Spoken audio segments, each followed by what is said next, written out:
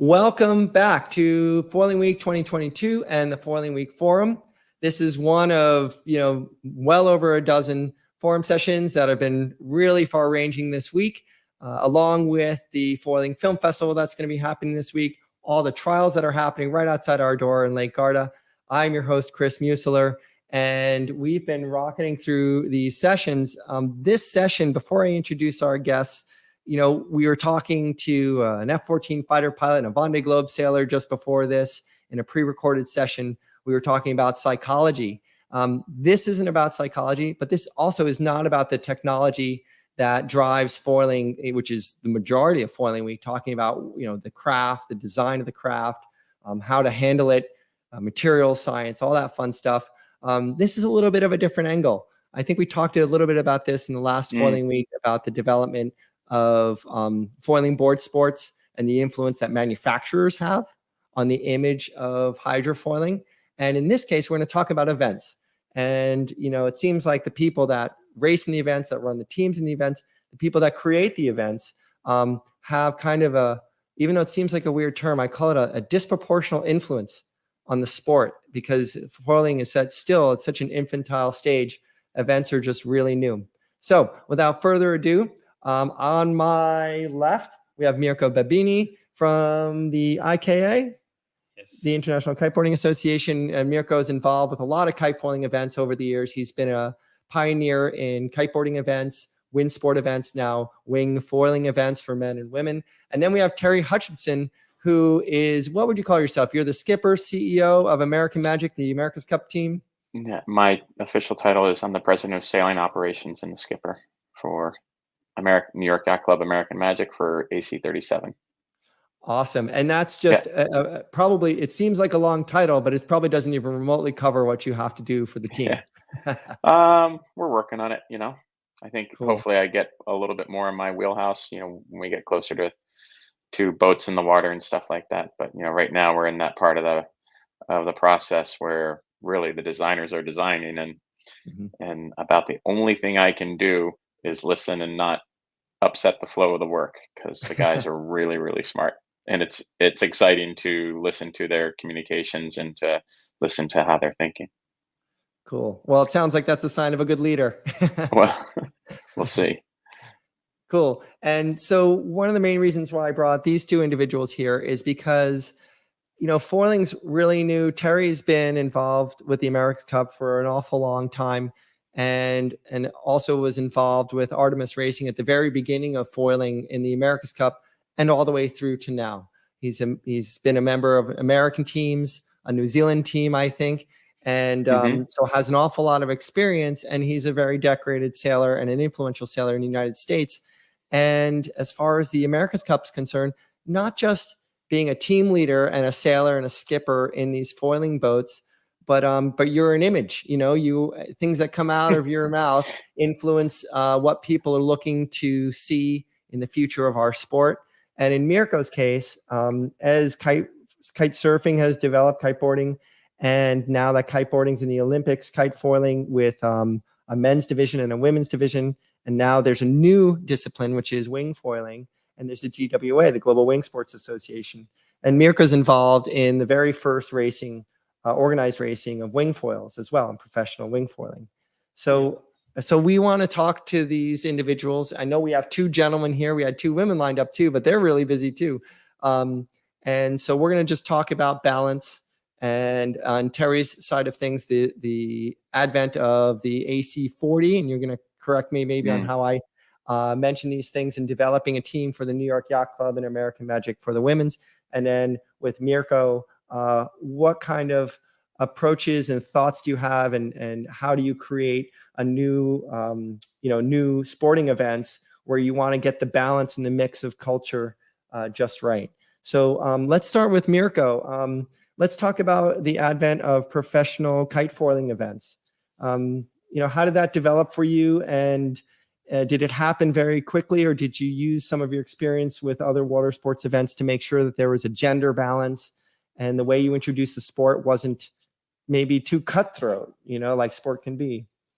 Yes, thank you for this question. It's really difficult, first of all, to answer about that, because we all know, having a gender balance is really not easy at all, mainly in our sport, which is from when we were young, it was mainly by kids and was not really anyone thinking about gender equity or the same number of people, female and male. But what has been really great on the future is, on the present and for the future, is that we can see the performance and the equipment and how everything it become more easier and more technical, that also the girl, they got really involved easily. They like more, is really more about also brain and attitude, not only physique.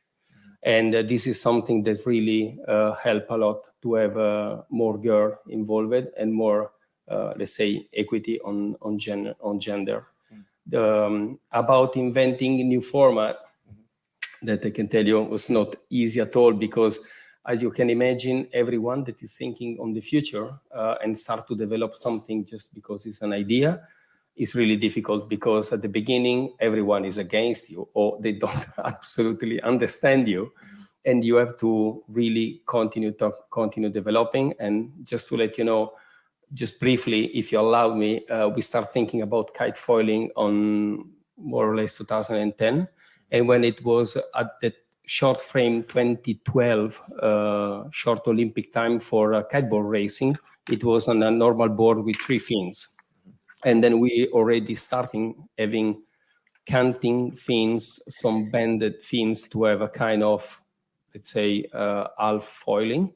And then just start to develop the hydrofoil system under the board, and the board becomes smaller, and then the kite become ram air kite, so no more inflatable.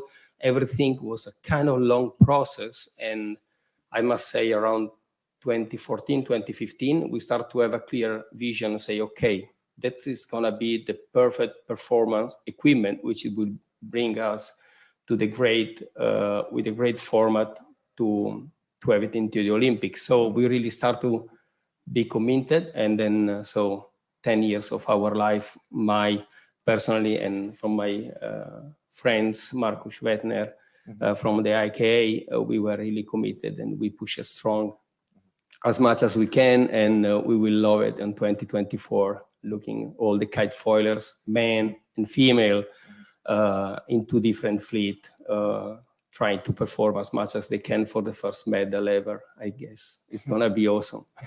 Cool. And we'll talk about the new discipline of wing foiling, and that's super new, and how that's a little different. That's not an Olympic discipline right now, but we look at that as more as like a beachy and multidisciplinary thing. But we'll talk about that in a second. Yeah. As we move on, Terry, what he's talking about is kind of the move to the development of foiling, which happened right in and around the time that the America's Cup around 2012 was introducing foiling into the America's Cup. And you were involved in that transition, but a totally new aspect of, we were talking about creating new events, a totally new aspect of the America's Cup, and we won't talk all about gender, but is the AC40. And I know from hearing through Little Birds that all the current America's Cup teams are talking about the AC40 and looking at putting together those teams. Are you able to tell us a little bit about what the thought process is in this, an entirely new aspect of the America's Cup in foiling with the AC40? Well, there's a couple You can different be questions. careful. There's a couple different questions though inside there. Are you asking me Yep. about the AC40 for the development to win Yep. the America's Cup? Or are Yep. you asking me about the AC40 and the development for the youth and the women's part of the America's Cup? Yeah, let's talk about the youth and the women right now, because one of them is a technical challenge, okay. and the other one is a cultural challenge, like in Yeah. terms of the people in the country. Yeah. Well, for the youth and the women's side, as a competitor right now, we're still waiting to hear about what the actual rules are.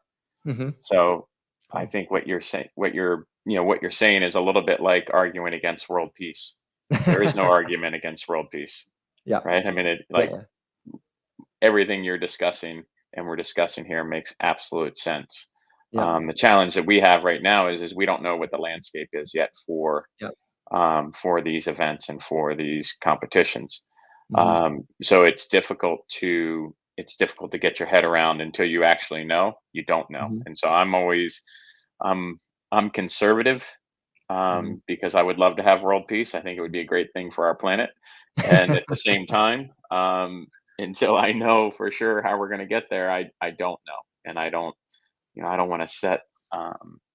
I certainly don't want to set New York Yacht Club American Magic up for failure or disappointment when we're relying on others to execute on these decisions for us. Yeah, no, that makes The total sense.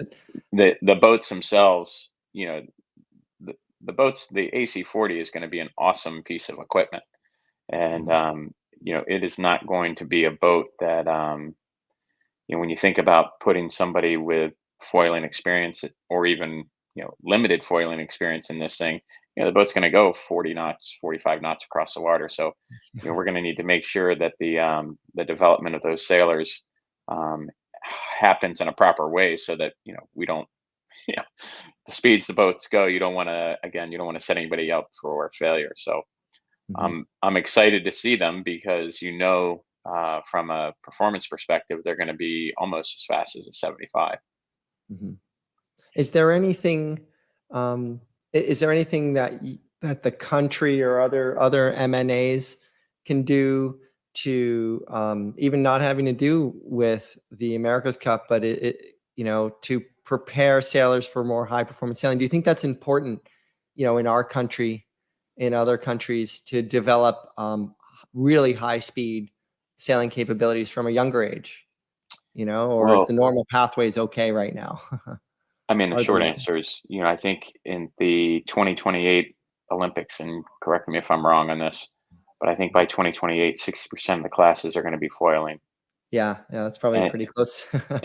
so I think therein lies the answer to the question.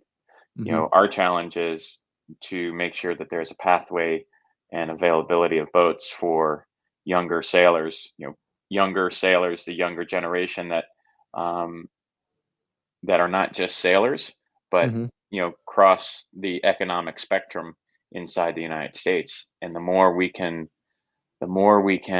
open the door to young kids to come and see something that's exceptionally cool, mhm. and make boats available, the better off we're going to be. I mean, you have Right. to when you see what Sail GP is doing with the Wasp, and having you know watching the event in San Francisco and then watching the event in Chicago, and seeing what they're doing to kind of exactly what I just said, which is opening the doors for younger sailors to get out and go on.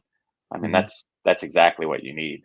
I mean, it's Yeah. just awesome. And American Magics have just recently supported a junior Olympic event at the Pensacola Yacht Club, which was again exactly what you're talking about. We had one of Mhm. our sailors there, discussing foiling, discussing how to, basically how to do it. Yeah. And I'm a novice at that side of it, and so I provide good entertainment and can pitch pole with the best of them. But it, but you really want to, you want to have these platforms that kids can hop on and go, and yet it's just not that easy. I mean, um, stepping onto a Wasp is much easier than stepping onto a Exocet Moth, and Yeah, so absolutely. making these things available is probably the critical pathway there. Yeah, and I'm glad you're kind of illustrating um, what it takes. Like at the base Yeah, level, there's a building block approach. Obviously, it's not easy, but there are opportunities for exposure and less expensive craft. That's really important, yeah, and that's where with Mirko, was really excited. At first, I was like, "Oh man, winging just came out, and I hope it's not just racing."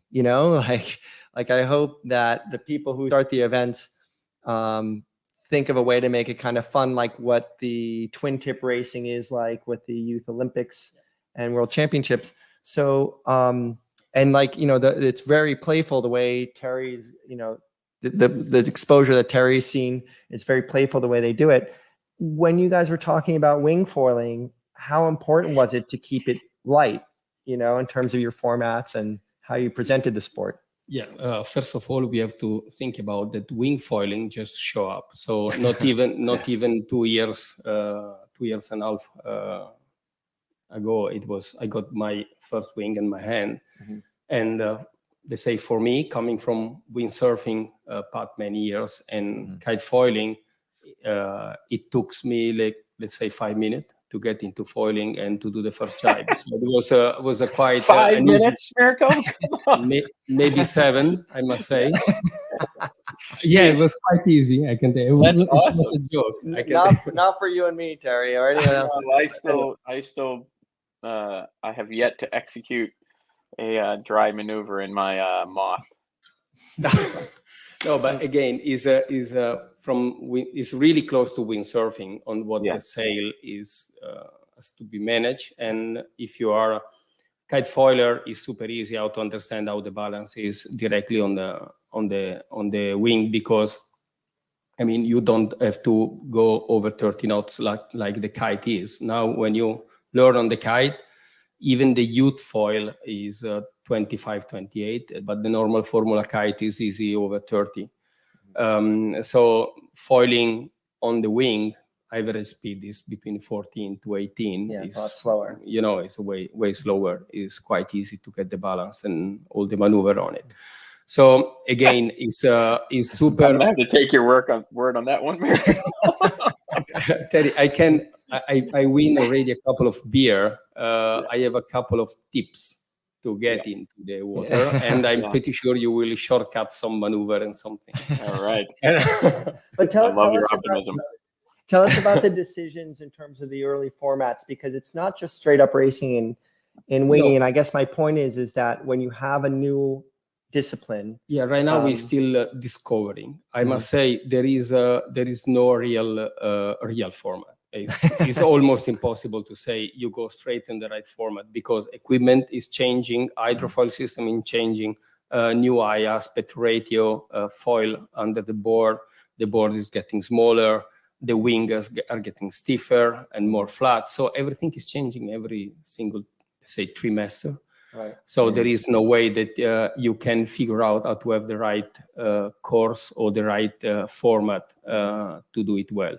So right now, it's just about how to make it nicer, how to make it, the athletes, the competitor happy to play on the water, and to get as much as audience we can get to develop this new sport, which is is the second chance for all the old windsurfer, and the second generation, maybe the kids from the old windsurfer, they get into the new sport. Because it's really like the 80s, during windsurfing on the 80s. It's amazing. Everyone want to jump on the wing because it's super easy compared to kite. And so again, I'm not a fan of to stick on the format now. This is why also here, the perfect path is the foiling week. We will run pure racing, sorry, that we are not running jump or air style. This year we decided to have, let's say, those 20 riders really focus on high performance and try to develop different course with more short downwind legs and more maneuver in a ring, really short, let's say 7 to 8, also 6 minute target time, like a ring, battle ring, where everyone can stay one beside the other and to take the show and look in the show all together on that field. So just to play with different format in this matter. So everything is open. I really think that it will develop. We are far away to get it blocked, so it will be a lot of new development on the future. But again, it's nice to have a new sport. Yeah, absolutely. And Terry, I wanted to ask you I wanted to make a note that we are missing a female voice. We're missing some age differences in this conversation, which we like to try to get the balance. So just in case someone's listening and they're like, wait, you're missing some voices, we're doing the best we can with that. But I think it's really important to ask the question, foiling has brought a lot of interest back into sailing. I've never been the one who thought like sailing was completely dying or anything like that. But it's a really cool shot in the arm, I think. Mirko is trying with new disciplines and a new side of the sport, and so he's maybe one step ahead of creating a new event like the America's Cup, cup holders trying to do with the AC40. But Terry, what do you think? What do you think? People can do wrong with the attention that's being brought to foiling, like in our country or in your influence, like what can they do absolutely wrong that would take this awesome interest and not use it to attract a more diverse group of people and more people into the sport? What can they do Is that a weird wrong? question? Yeah, what can you do wrong with it? What can you do wrong? I think we should focus on what we can do right. Yeah, So okay. what can we do? What can we do right? Well, There you go. Mirko's doing something right already. Mhm, He's expanding it. Um, mhm, then, at least inside the U.S., we need to be aligned in um, how our governing body, all the way down to the yacht clubs, views the sport, and we need to yeah, and have a community common. voting too. Yeah, we need to have a common. We need to have a common ground, which we already do because we all love the water and we all love sailing. Mhm, So I think what we can do right is not to separate the disciplines, but to recognize that there's monohull sailing, there's multi-hull sailing, there's foiling, there's dinghy mhm, sailing. There's a lot of great different disciplines that we have, and not alienating or put one above the other, but mhm. really, opening up the sport to different style athletes. Certainly, I can't get on a kiteboard and hit it right now, but I'd like to think I could go laser sailing and still be reasonably competitive. And Mhm. yet they're very different disciplines, but they all serve the same kind of mentality, which is loving to be out on the water and exposing it. So I don't I think we're actually doing a lot of things right, but consistency from the governing body all the way down, and as you just referenced, the community outreach, how we manage those things are probably the more important aspect of it. And the other Mhm. challenge that we face is that sailing is expensive. Right. So ways that we can control the costs and make equipment available to kids is really is really probably the pathway. I mean, personally, when I was a kid, I'd get up and I'd go laser sailing, and I was 9 years old, and that's just what I love to do. And I didn't really have any rhyme or reason. I just like to be out on the water, but it Mhm. was available to me, and the independence that you get out of that type of relationship with the water, it's pretty special. So I think there's a lot of opportunities to continue that. The Foiling First initiative in the United States is a great initiative. It's awesome to see. What Sail GP is doing is awesome to see. What we're setting ourselves up with American Magic to do over the course of a longer period of time is pretty. Um, there's an unbelievable opportunity there because our team principals are, love the sport of sailing and want to help promote the sport of sailing inside the United States. Perfect. And Mirko, I'm gonna move to our last question because I know Terry, you got to go really soon, right? Yes, but let's keep going. I got Okay. about 6 minutes, if that's Okay. okay. Cool. We'll do the Thanks. last question. You'll answer it first, then Mirko, Okay. and we're good. So the last question is, we're talking about this. We're talking about foiling's influence on the sport, but what we can do with that. Terry points out that it really is one piece of our sport for wind sports, and that it's a bigger community than just the foiling community or the board sport foiling Yeah. community, which I think is great. So with that in mind, my last question for both of you is the dream sailing event for you. It doesn't dream sailing event and location. What do you think would be the greatest party event, whatever you want to do with it? We've had a lot of great answers to this question, but Terry, if you can just design the most perfect sailing event ever, location, types of boats, whatever, tell me. Uh, I'm not sure that it's really hard to answer that question. And for me This personally, might change.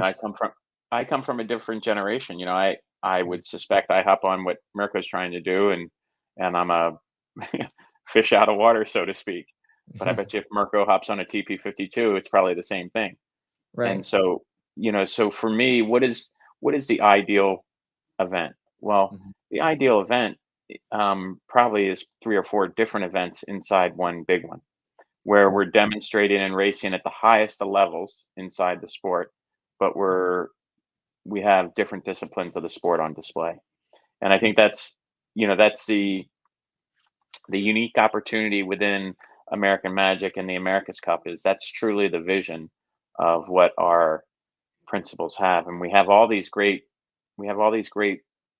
disciplines, and yet how do we bring them together? Well, it's really hard to bring them all together, but SailGP is doing a good job. The America's Cup is, when it gets cranked back up, is doing a good job. But we just competed at the TP52 Rolex World Championship. That was an awesome regatta, and Mhm. racing there are gold medalists and America's Cup winners, and so it's all equally as good, but just for different reasons.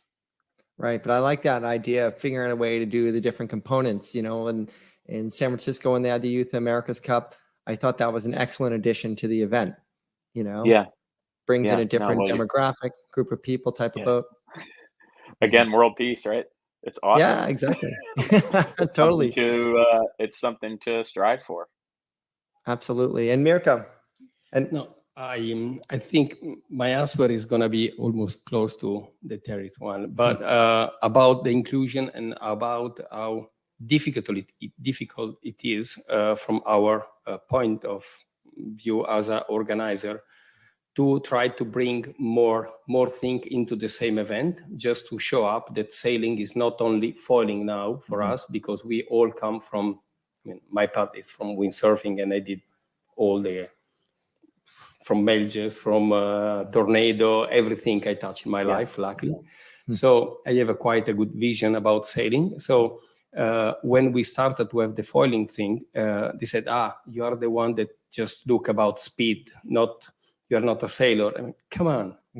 That's not true. Speed, it will become part of sailing. It's just a new thing. We were just ahead. And now I think our commitment is to organize an event where different path, different categories, different discipline, different equipment must be shown all on the same event, to have more people having a look that this is sailing. Doesn't matter if it's one equipment or one multi-hull or foiling or dinghy. It's really important to have the inclusion of everyone. Just to shortly, last week we ran in Campione the Formula Kite Grand Prix, which it was the first international event for the Formula Kite Olympic class. Not a continental, not a world, but quite a good event here in Lake Garda. 88 competitors, 22 countries, 6 continents. And you know what was the strange thing inside? We organized together with World Sailing the first PDP, which is the Parasail Development Program, and we bring all the parakiters from few parts of the world all together, just to That's commit awesome. that all the new Olympic discipline, the new foiler, the new kite foiler, they will support how to have those new sailing discipline back in LA. Obvious, it's not going to be right, the momentum now to have the kite, but the image of the kite is to bring new generation and to show that them sit with one legs, one arm. It was awesome. I was really, I still have my, That's great. Congratulations for doing that. it was an amazing event all together. You can imagine. So I think those are the event. Doesn't matter where. It's important the content. The content, it will go away. It's gonna be the image, and the thing that goes out. That's the most important thing. It's not about the venue. cool. Well, I think you both actually came upon a very similar answer to that question. And I think it's world peace, Terry. You're right. That's what we're aiming for. I think we might actually be able to get it sooner in sailing than in the rest of the world. Yeah. We have more influence. It's good to have goals, right? Yeah. So exactly. and, well, thank you both for joining us. Terry, did you have a final thought? No, I just wanted to say thank you very much. And Mirko, it's great to meet you. Keep going with what you're doing. It's just awesome. Thank you, Terry. You as well. Yeah, well, we can't wait to see the developments in the America's Cup, like you said, as we learn more. But thank you both for joining us. We're going to continue this conversation on as Foiling Week goes on as well. But I love that idea of mixed disciplines and just getting everyone together. That's what Foiling Week's all about. So thank you both very much. We're going to move on to some more forums. Make sure you pay attention to Facebook, Instagram, and even LinkedIn to find out about the Foiling Film Festival that's happening here and all the other disciplines. So thank you very much, and we'll see you next time.